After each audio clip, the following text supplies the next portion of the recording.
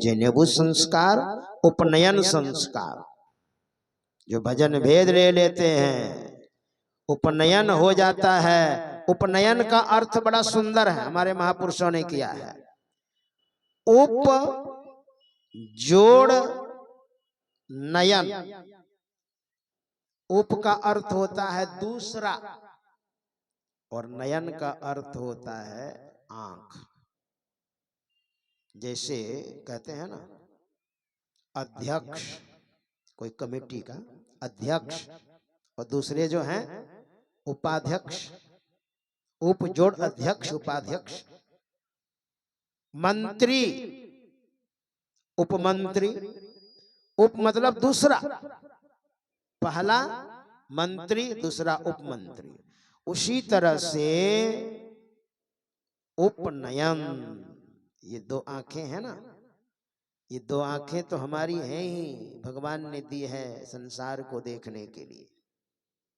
और उपनयन एक नयन और है, विवेक का नयन, विवेक का नेत्र, विवेक की आंख, दोनों आंखों के बीच में सुषुम्ना जिसको कहते हैं वही विवेक का नेत्र है। वो विवेक का नेत्र जब खुल जाएगा ना तो भजन भेद लीजिएगा तब ना।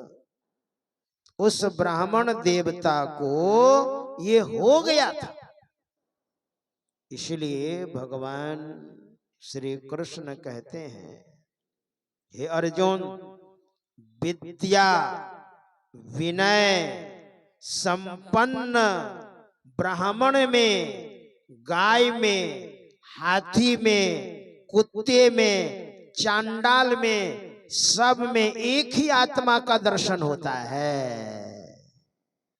लेकिन हम अज्ञानता में हैं, हमारी आंखों में पर्दे लगे हुए हैं, अज्ञानता के पर्दे लगे हुए हैं। इसलिए हमें तो क्या दिखाई पड़ता है? हमें तो दिखाई पड़ता है गौ में ये गौ है, हाथी ये हाथी है, ये चांडाल है इत्यादि। अज्ञानता के कारण, नहीं तो आत्मा एक है, अज्ञानता के कारण अनेक दिखाई पड़ता है, आत्मा एक है। वही भगवान श्री कृष्ण कहते हैं विद्या विनय संपन्न विद्या है। और विद्या का मतलब क्या होता है? विद्या ददाति विनयम, विद्या का आसन ही विनम्रता है, अहंकार नहीं। हमारे गुरुदेव ने भी कहा है पाखंड अरु अहंकार तजी, निष्कपट हो अरु दीन हो, सब कुछ समर्पण कर गुरु की सेव करनी चाहिए। पाखंड को और अहंकार को, पाखंड का मतलब दिखावा, हकीकत में है नहीं लेकिन हम दिखाना चाहते हैं हम ये हैं, उसी कहते हैं पाखंड।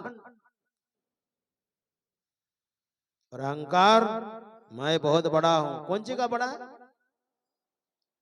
भगवान श्री कृष्ण कहते हैं जो विद्या और विनय से संपन्न है, संपोषित है, समाया हुआ है, ये सारे ज्ञान समाविष्ट है, ऐसे ब्राह्मण में, गाय में, हाथी में,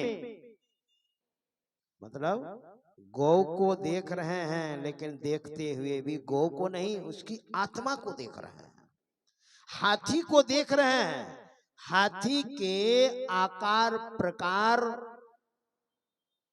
को देखते हुए उसकी आत्मा को देख रहे हैं। जो आत्मा उसके अंदर है वही आत्मा मेरे अंदर है। चांडाल है, चांडाल किसको कहते हैं? चांडाल कहते हैं जो निकृष्ट प्राणी है, हम देख रहे हैं मगर उसकी आत्मा को हम देख रहे हैं। तो इस तरह से जिनकी नजरिया हो गई विवेक का नेत्र, ऐसे थे वो ब्राह्मण देवता, उनके अंदर से ममता दूर हो गई थी। नहीं तो केवल पढ़ने वाला, पढ़ाने वाला, है ना। देखिए ब्राह्मण का बहुत श्रेष्ठ अर्थ है। आप भी ब्रह्म बन सकते हैं, आप भी परमात्मा बन सकते हैं, अगर आपके अंदर से ममता हट जाएगी, ममता दूर हो जाएगी, है ना। तो आपके अंदर से ये जो अज्ञानता है ये दूर हो जाएगी। कैसे? साधना विशेष के द्वारा। भौतिक ज्ञान के प्रकांड से प्रकांड विद्वान आप हैं, लेकिन ये पर्दे ऐसे नहीं हटने वाले हैं। विद्या से विनम्रता आएगी, ज्ञान होगा, समझने में सहूलियत होगी, लेकिन साधना करनी पड़ेगी। युधिष्ठिर महाराज से मैं बराबर सत्संग में कहता हूं, युधिष्ठिर महाराज से महाभारत में प्रसंग आता है। यक्ष ने प्रश्न किया था कि महाराज पंडित किसको कहते हैं? पंडित जो वेदों को पढ़ा हो उसी को ना पंडित कहते हैं। तो महाराज युधिष्ठिर ने बड़ा सुंदर जवाब दिया है, सुनिए, सुनने के लायक है। युधिष्ठिर महाराज धर्मराज के अवतार थे। वही धर्मराज जो यहां से अलविदा होकर के जब जीव जाता है ना, तो उसको धर्मराज कहते हैं धार्मिक पुरुषों के लिए, और यमराज कहते हैं जो दुष्ट पुरुष होते हैं उसके लिए वही धर्मराज यमराज बन जाते हैं। तो यमराज के अवतार थे महाराज युधिष्ठिर, और यक्ष ने जो प्रश्न किया है उसका उत्तर दिया है। तो युधिष्ठिर महाराज ने कहा पठकाः पाठकाश्चैव। युधिष्ठिर महाराज ने कहा, हे यक्ष, बगुले के रूप में थे, जिसने चारों वेदों को पढ़ा हो। वेद पढ़ना कोई साधारण बात नहीं है, वेद बहुत क्लिष्ट है। वेद पर जो प्रवचन हुआ, अभी हम लोग जो सुन रहे थे, कौन वेद का था? सुने? मैत्रेयोपनिषद। तो वेद पर जो प्रवचन हुआ वही उपनिषद है। जिस महात्मा ने, जिस प्रवक्ता ने उस वेद पर प्रवचन किया, वो हो गई उपनिषद। इसलिए वेद कोई साधारण बात नहीं है। जो संस्कारी पुरुष होंगे वही वेद पढ़ सकते हैं। वेद क्या कहता है, वेद के मर्मज्ञ को समझना पड़ेगा। तो महाराज युधिष्ठिर ने कहा यक्ष से, जो वेदों को पढ़ा हो या पढ़ता हो, पठकाः, वेदों को पढ़ने वाले, पाठकाश्चैव, और पढ़ करके, अध्ययन करके,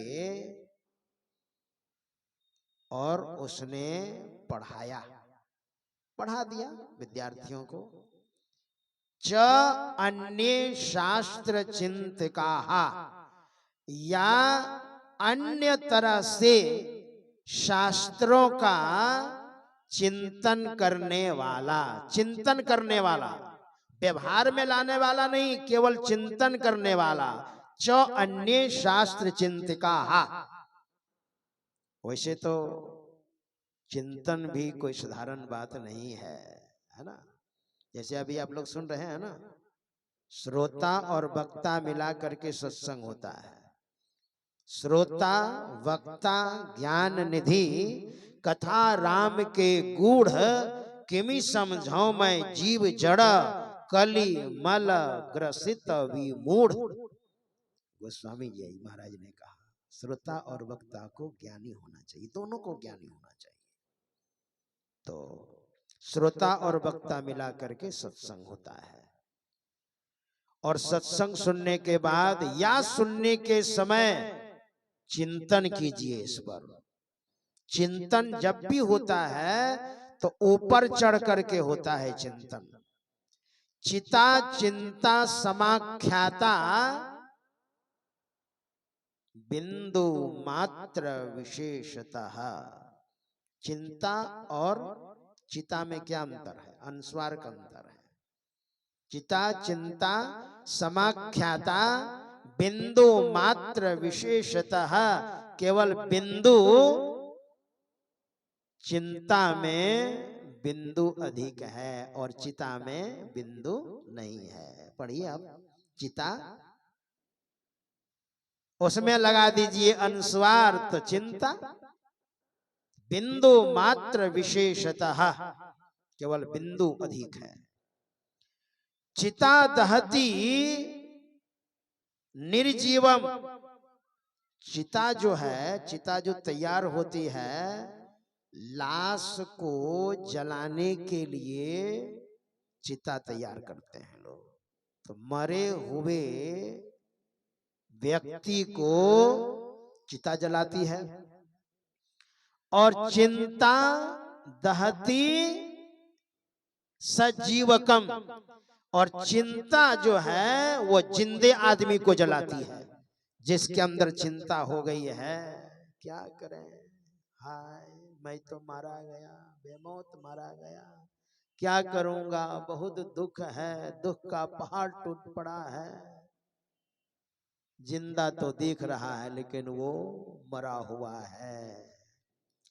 चिंतन जब भी होता है तो चिंतन होता है ऊपर चढ़ करके, नीचे आकर के चिंता और ऊपर चढ़ करके चिंतन होता है। च अन्य शास्त्र चिंतका। 6 शास्त्र हमारे यहाँ है, 4 वेद, 4 उपवेद, 6 शास्त्र, 18 पुराण। तो 6 शास्त्र कौन कौन सा है? यहाँ है चौ अन्य शास्त्र चिंतिका। 6 शास्त्र है। महर्षि कणाद का लिखा हुआ वैशेषिक शास्त्र है, नाम है वैशेषिक। महर्षि कपिल जो सतयुग में हुए, सब तीर्थ बार बार, गंगा सागर एक बार। लेकिन आज वैसी बात नहीं है, आज तो आप कई बार जा सकते हैं। मैं तो 2 बार चला गया। पहले व्यवस्था उस तरह की नहीं थी, खतरा था, इसलिए पहले कहावत थी। तो महर्षि कपिल का आश्रम है गंगा सागर में, जो गए होंगे। तो महर्षि कपिल ने जो लिखा उस शास्त्र का नाम है सांख्य शास्त्र। महर्षि गौतम ने जो लिखा उस शास्त्र का नाम है न्याय।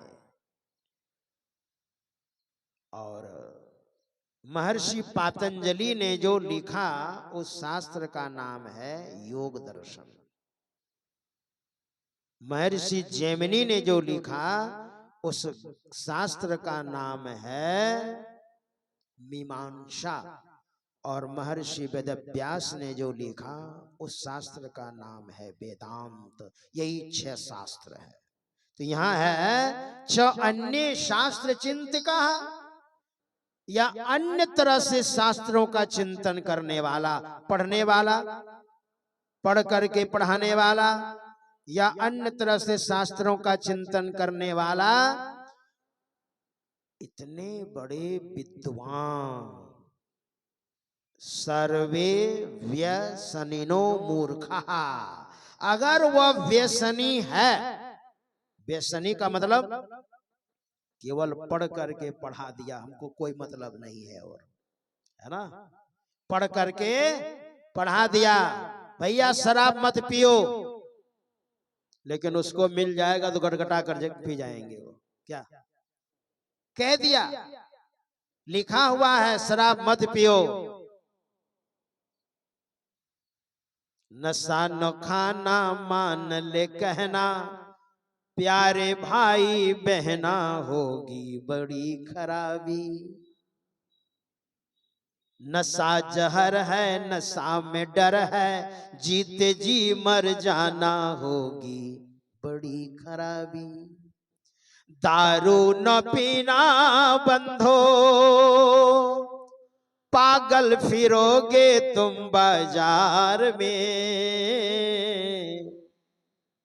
और कमा करके सब पी लिया, बच्चे इंतजार कर रहे हैं घर में, भूखे रहेंगे बच्चे।